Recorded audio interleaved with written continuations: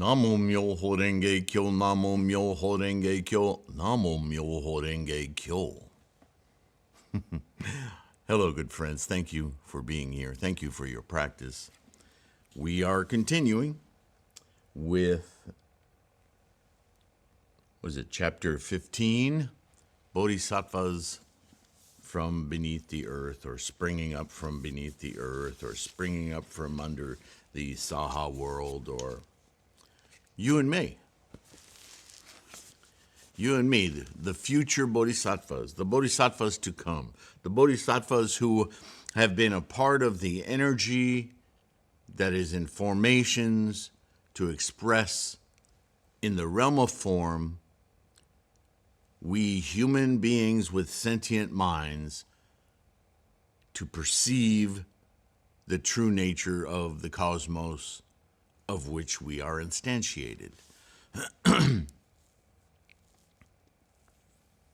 Everything else is just skandhas, pleasuring ourselves, living in opportunity befitting our particular karmic freight train. But rather than just being amazed by this incredible perception we have, experience we have, we're constantly worried about hanging on to it. And hanging on to it means get more to ensure I can hang on to it and not let it go, and craving and clinging. All of that craving and clinging makes us stressed out, full of anxiety. We create our own suffering. Oh, but wait, what if you're born poor? If you don't know anything else, all these language that we use, all this language is meant to qualify, judge, better, worse, more, less. How do we possess? Why do we possess? Oh, I love that word, why. Not. That is just an endless pit of anxiety. So, it's very simple. Shakyamuni said, well, stop doing that.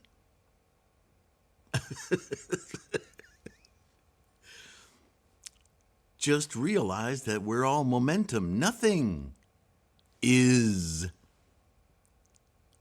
permanent. Nothing is in and of itself. Everything just expresses itself and dissolves.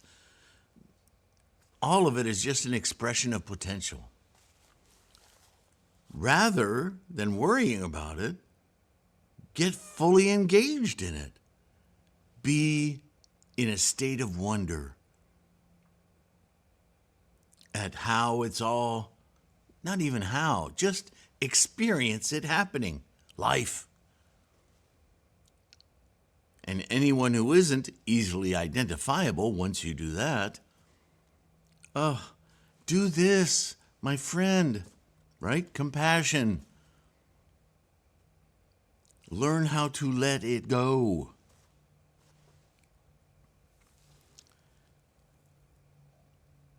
So I have this, about a page of annotation here at this point. We're not done by, so I said, this is the point that Ji or Tendai, whatever you prefer to call him, Chiche, and his student Zanran maintained the division from the earlier chapters as the beginning of the forceful paradigm shift and the establishment of the Lotus Bodhisattvas' ultimate teaching of Shakyamuni. For decades, Shakyamuni has been teaching the path to Buddhahood and the liberation and detachment from samsaric mentations. Mentations, of the mind. But the last stubborn samsaric attachment of human mind is the relentless identification as a vessel of the body, where the self is manifest. This fetish of the body is the most ingrained into the consciousness of every man ever born, or woman ever born of the womb. It could be said at this point that this last vestige of samsara is the very delusion that manufactures the clinging to thoughts of afterlife, or multitudes of heavenly realms on other planets, like the eternal soul. Nothing. How can you study Buddhism, understand impermanence, emptiness, anatman, and then utter the words eternal anything? No, not even the Tathagata is eternal. Why? Because the cosmos will at some point end. We know this.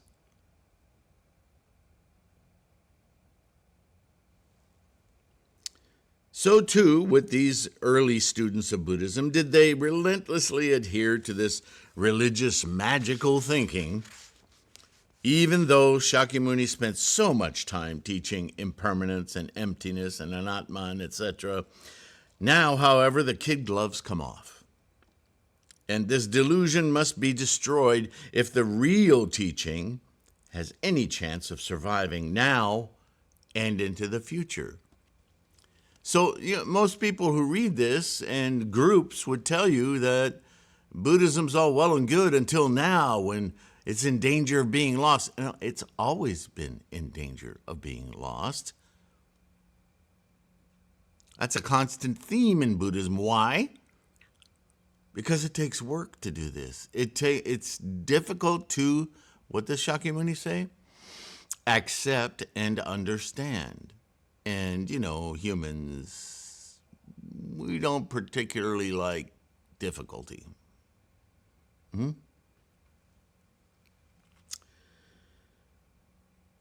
As to the use of the Bodhisattvas from under the earth in an awaiting space, quote unquote, right, ether, Maitreya and the other current Bodhisattvas are greatly concerned that their best is being shunned, and they are having difficulty understanding how a man, Shakyamuni, who attained enlightenment just 40 years ago, had time to teach these incalculable bodhisattvas to the level of Anuttara Samyak Sambodhai.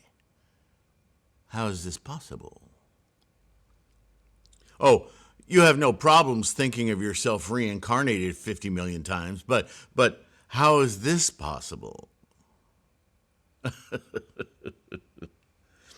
Of course, this is due to that delusion of the body, because they still seemed unable to distinguish between Siddhartha Gautama, the man, and the realization of Buddha, not a man, a state of enlightenment, a state of the mind.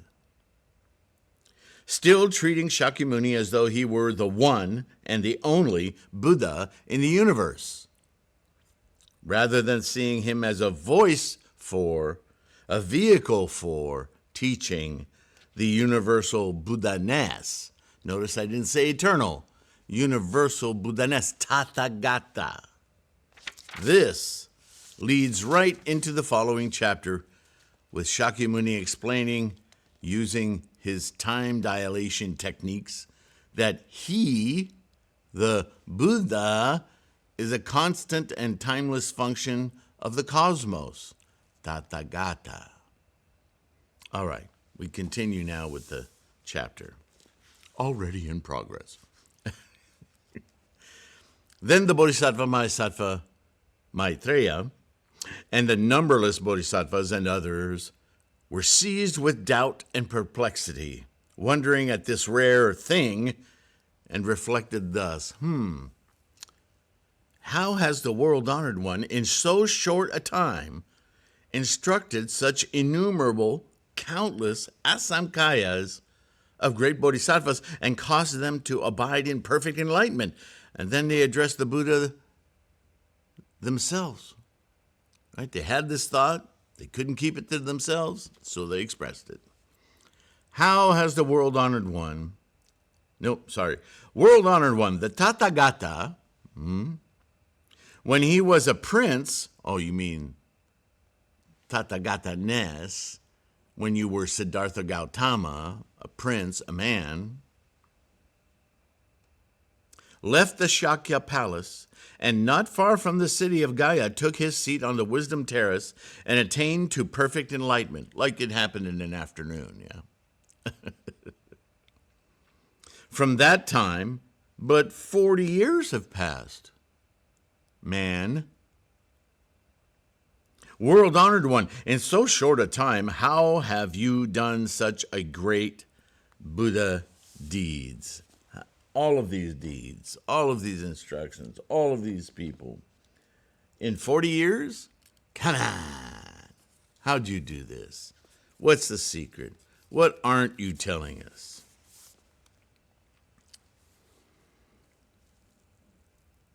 And by Buddha power and Buddha merit, taught such an innumerable host of great bodhisattvas to attain perfect enlightenment. World-honored one. This host of great bodhisattvas, even if a man counted them through thousands of myriads of kotis of kalpas, he could not come to an end or reach their limit. All these, from the far past, under innumerable and countless Buddhas, have planted their roots of goodness and accomplished the bodhisattva way. He's showing his ignorance here, Constantly living the noble life.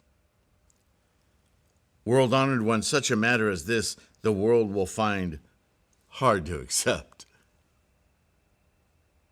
No, Maitreya, they haven't been living a good life. They're going to, but their formations always abide in the potential. That doesn't have a time element, right? Time only exists when something is expressed in the world of form, because in that moment to moment, it is expressed, it develops, it abides, it dissolves, and then it's gone. The potential still exists, and it will express itself again in a different way. Not only because that's what potential does, formations, but because it's kind of a feedback loop. The causes that we make as sentient beings do influence that freight train of karma that folds itself right back into the quiescence. So we're affecting the future, even though we do so in our temporary, momentary, moment-by-moment existence, carnal, saha world existence.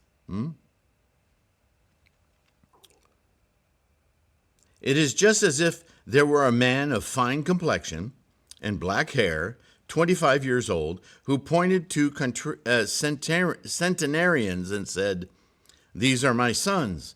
And as if those centenarians also pointed to the youth and said, "This is our father who begot and reared us." Now, if you don't know what a centenarian is, he's saying if these children, 25 years old, pointed to 100-year-old men and women and said, "She's my daughter, they're my son," and those centenarians, those 100-year-old plus women said, "She's my mother," it would make no sense, right? Because again, they're still thinking of, you said you taught all of these people, even though in 4 years we don't know how the hell you did that. But even that alone, look at them. They're youthful. How could they have lived so many thousands of years? Because Shakyamuni is not talking about him, the man. He's talking about Tathagata-ness, always fundamental to the engine of life, yes? But Maitreya he's not getting that. This matter is hard to accept, so also is it with the Buddha, whose attainment of the way is really not long since, right? You only gained your enlightenment, some 40 years ago. What's going on? Yet this great host of bodhisattvas, for numberless thousands of myriads of kotis and kalpas, for the sake of the Buddha way, have devoted themselves with zeal. It's not making sense to them. Okay, we understand. They have entered deep into, come out of, and dwelt in infinite 100,000 myriad kotis of contemplations, have attained the great transcendent faculties, and for long have practiced Brahma conduct. Certainly longer than 40 years by your own storytelling, right? They have been able well, step by step, to learn all kinds of good laws. They are skillful in question and answer, are treasures amongst men, and extreme rareness in all worlds. Today, the world-honored one has just said that when he attained the Buddha way, he, from the beginning, caused them to aspire to enlightenment, instructed them and led, and caused them to proceed toward perfect enlightenment. It is not long since the world-honored one became a Buddha, yet he has been able to do this great meritorious deed.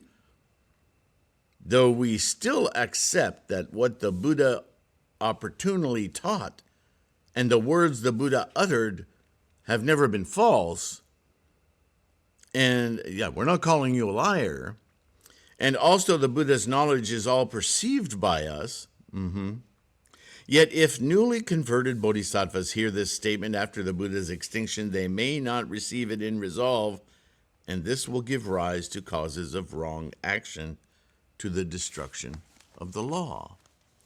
Okay, we know you never lie, but this is unbelievable, right? You've left us with like a really tough problem. So, world-honored one, be pleased to explain it, removing our doubts, and so that all the Tathagata's good sons and daughters might in future generations, on hearing this matter, shall also not beget doubt. Thereupon Maitreya Bodhisattva, desiring to announce this meaning over again, spoke thus in verse. Of course he did. The Buddha of old from the Shakya race left his home near Gaya, took his seat under the Bodhi tree.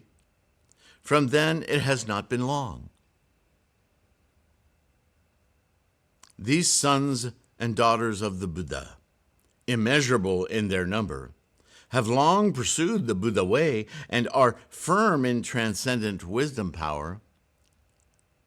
But see, when he says, have long pursued the Buddha way, he's thinking, today is it, they must be from the past, right? What he's not perceiving is, have long pursued the Buddha way into the future, right? Because these are expressions of potential that have not yet occurred. Yet, because they're expressions of bodhisattva, they became so due to the teachings of Shakyamuni. What Maitreya is not understanding is it is due to his vow and all of the other bodhisattvas in the assembly and everyone, their vow to promulgate and pursue and publish into other lands into the future begets these bodhisattvas. But all of it is the same teaching that they're hearing right now from Shakyamuni Buddha. That's a time loop Maitreya just can't, no one was perceiving, right? Thus, the next chapter will clear that up ad infinitum. But he goes on, they have ably learned the bodhisattva way, and are as untainted with worldly things as the lotus flower is in water. Issuing from the earth, all have a reverent mind as they stand before the world-honored one. This matter is hard to conceive. How can it be accepted? Well, if you understand its proper order, it requires a little bit of imagination. It is but recently, again he's going to say it, the Buddha has attained the way. No, the Buddha hasn't attained the way. Shakyamuni attained the way of Buddha, which is an instantiation, a manifestation of something that has abided since the cosmos, Tathagata. Right? We understand the difference?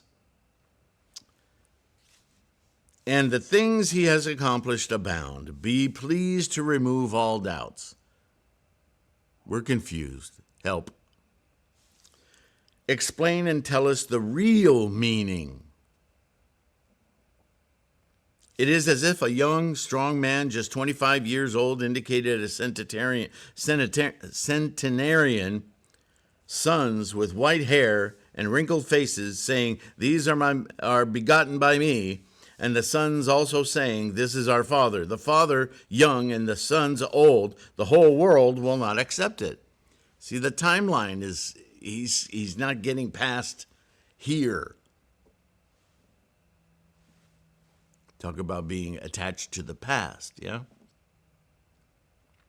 So it is with the world-honored one. Very recently he has attained the way. So it is, yet all these bodhisattvas are firm in will, dauntless and strong, and from innumerable kalpas have followed the bodhisattva way. How can this be? Skilled in answering hard questions, their minds are free from fear. Decided in their patient mind, dignified and majestic, they are extolled by universal Buddhas. Well able to reason and teach, they rejoice not in the crowd, but ever love to dwell in meditation. For the sake of seeking the Buddha way, they dwell in the space, the region below the Saha world. So this is a reality. It's not the dirt, right? For all of the analogies with the lotus flower, when we're talking about the bodhisattvas from beneath the earth, what we're really saying is bodhisattvas from the future reality that lies for our human relations beneath the earth, but not beneath the earth as a planet or as a crust, but beneath our experience. Therefore, an experience to blossom, to take root, to grow and blossom in the future. That part they don't seem to understand, yeah? They're still mystical, thinking there's some special spot in the ether where they're hiding. You see the difference? We, hearing it from the Buddha, have no doubts on this matter. It doesn't sound like it, but okay. But we beseech that the Buddha, for future hearers, will explain that they may understand, because we don't know how to explain it. We don't really get it. If any doubt, if any should doubt and disrespect this sutra, he would fall into deluded and malicious paths. So help us to help them. Be pleased to expound for them now how these innumerable bodhisattvas in so short a time have been instructed and converted and abide in the never retreating stage. Oh, and I have another wonderful annotation. That is actually the end of the chapter. So it leads right into the lifespan of the Tathagata, not Buddha, the Tathagata. So here's my note. These bodhisattvas from beneath the earth are indications of future Buddhist practitioners, as you and I are manifestations of that potential. It's really about us. Excuse me. It is significant to understand this prediction in terms of timelessness, if you will. As we read in chapter 10, teachers of the Dharma, those born into this world have already made the commitment of Buddha as we are instantiations of that potential throughout all time and the cosmos. From chapter 10, these people are great bodhisattvas who, having accomplished perfect enlightenment and out of compassion for all living beings, are willing willingly born in this world and widely proclaim and expound the wonderful Lotus Dharma Sutra. That's a quote from chapter 10, remember? This is also validation of the inherent nature of all living beings and phenomena. And for Nichiren, this is a critical point. Here ends the fifth facile. So, our next video, our next talk, will be chapter 16, the parts B and C of Gangyo, revelation of the timeless life of the Tathagata. And that, for Nichiren, this next chapter is critical to his doctrine. I would even venture to say that of all Nichiren's studies, as much as he talks about it, it's the foundation of the 3,000 realms. It's the foundation of innate Buddha nature. It's in the foundation of being single-minded in our practice to awaken, open our Buddha eye.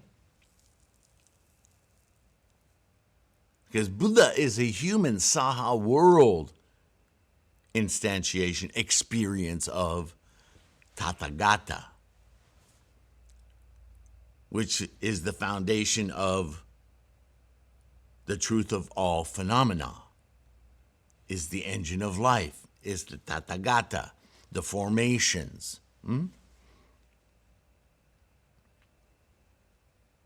So this next chapter, this revelation, was for Nichiren certainly that, his big renge.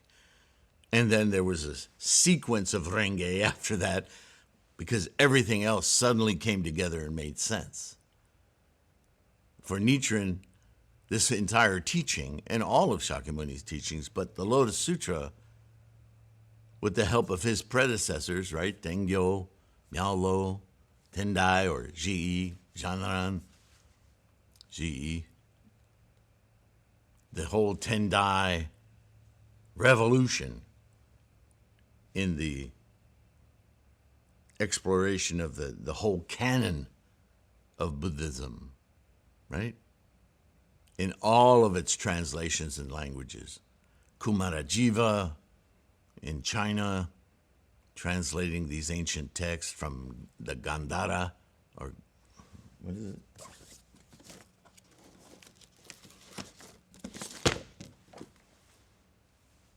Gandhara, yeah. If you're into the history of these kinds of translations and early teachings, later teachings, and so forth, this is really an amazing book, and it's about recent but in the 2000s, the discoveries made in what used to be Northeast India, where they translated into various languages, not just Pali, thank you very much, but Buddhism was taught in Prakrit, a very universal kind of lower level language. I mean, Shakyamuni wanted to reach everyone, and he was very much of the mind that as these teachings spread throughout the world, that they should be taught in the native languages and what people are familiar in, because that's expedient means, right? Or a skillful means, expedient devices, whatever, analogies, stories, so forth. That people might begin their study with terms and ideas that are familiar, and then slowly evolve to get deeper and deeper, more and more capacity to understand beyond the language the meaning of what's going on here in the mind and the universe as a whole. Everybody has a path to that knowledge because that knowledge is built in. Just need to know how to access it, yeah?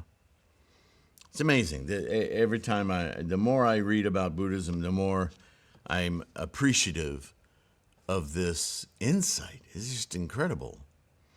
Okay, with all of that, blah, blah, blah, one of the things I'm deeply appreciative for is your participation.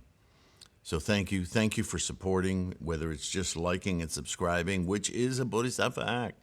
it does help the robots make this resource more available. So thank you. If you're buying ebooks or print books, the bookstore, go to the website, get a lot of free stuff there, access to the free audio podcasts, get yourself a proper mandala. All of that is super helpful to keep this effort going.